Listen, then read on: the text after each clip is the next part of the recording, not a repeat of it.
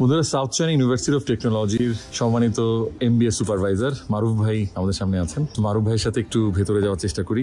আমাদের MBA এর class হয় এখানে, প্লাস MBA এর যে বিভিন্ন অ্যাক্টিভিটিস হয় এই বিল্ডিংয়ে হয়ে থাকে এবং এই ইউনিভার্সিটি এই বিল্ডিংটা তৈরি হয়েছে আপনার 18 শতাব্দীতে। এটা একটা সায়েন্স ঐতিহ্যবাহী একটা আপনার বিল্ডিং। University building. জি জি জি জি। এইখানে হলো আমাদের ইউনিভার্সিটিতে বিভিন্ন বিশ্বের থেকে বিভিন্ন প্রফেসর এসে লেকচার দেয়। এখানে আমিও দিয়েছি লেকচার, আমারও লেকচার মাঝে মাঝে। তো এখানে আমি দেখতে পাচ্ছি প্রফেসর অ্যান্ড্রিয়া, উনি হয়তো অন্য দেশ থেকে এসেছে। আমাদের MBA এখানে করার সময় আমি যখন করেছি তখন ইতালি প্রফেসর, হংকং প্রফেসর, বিভিন্ন দেশের প্রফেসররা এখানে এসে লেকচার দিয়ে থাকে। তো এটা আমাদের MBA একটা অ্যাডভান্টেজ অথবা একটা ঐতিহ্য বলতে পারি, আমাদের MBA এর ঐতিহ্য এটা আছে।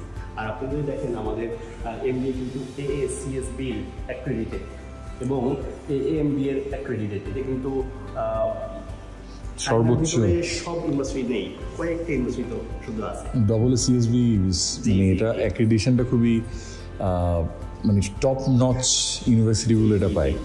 মানে আমি ইস্ট ওয়েস্টের যেহেতু টিচার, ইস্ট ওয়েস্টে আমাদের রিসেন্টলি ACBSP আমরা অলরেডি অ্যাপ্লাই করেছি, আশা করি পাবো ইনশাল্লাহ। আর এর পরের ধাপ AACSB, আপনারা already AACSB accredited. That's great, মাশাআল্লাহ। এখানে এমনিতে এরিয়াটা কত বড়?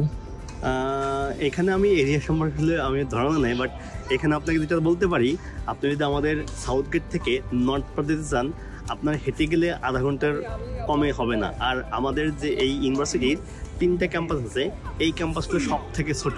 যদি আপনি অন্য ক্যাম্পাসে যান তাহলে পুরো এরিয়াটা এক চক্কর দিতে হলে 1 ঘন্টা সময় লাগবে হয়তো মিনিমাম। আচ্ছা, ওগুলো সবগুলো কি গংজোতে না অন্য? হ্যাঁ, গংজোতেই, বাট বিভিন্ন অন্য ডিস্ট্রিক্টে যে আমাদের 3টা ক্যাম্পাস আছে। একটা এটা মেইন ক্যাম্পাস, আর একটা ক্যাম্পাস আছে আপনার ভানি ডিস্ট্রিক্টে, ওটা আমরা হায়ার এডুকেশন মেগা সেন্টার। আর একটা ইন্টারন্যাশনাল ক্যাম্পাস আছে। ওইখানে যদি যান আপনি বুঝতে পারবেন যে মডার্ন টেকনোলজি কতটুকু এবং কত টাকা ইউজ করছে ওরা। ওইখানে সাধারণত AI, আর্টিফিশিয়াল ইন্টেলিজেন্স, তারপর আপনার ন্যানো টেকনোলজি, বায়োমেডিকেল, এইগুলা ওইখানে পড়ালেখা করায়। Structure different, building structure totally different, structure totally different. আর ওইখানে অনেক ইন্টারন্যাশনাল স্টুডেন্ট আছে, এইখানেও অনেক আছে, বাট এইখানে সাধারণত আপনার business school, food science, engineering, like material science. তবে সাউথ চায়না ইউনিভার্সিটি টেকনোলজি সম্পর্কে আমি বলতে চাই, তাহলে আমি বলবো যে এই ইউনিভার্সিটির ফুড সায়েন্স হলো আপনার সারা বিশ্বের 1 নম্বর ছিল কয়েক বছর ধরে, এখন 3 নম্বর আছে। তারপরে ম্যাটেরিয়াল সায়েন্স, মেকানিক্যাল ইঞ্জিনিয়ারিং, আপনার কেমিক্যাল, বিজনেস, কম্পিউটার সায়েন্স, তারপরে আপনার রোবোটিক ইঞ্জিনিয়ারিং।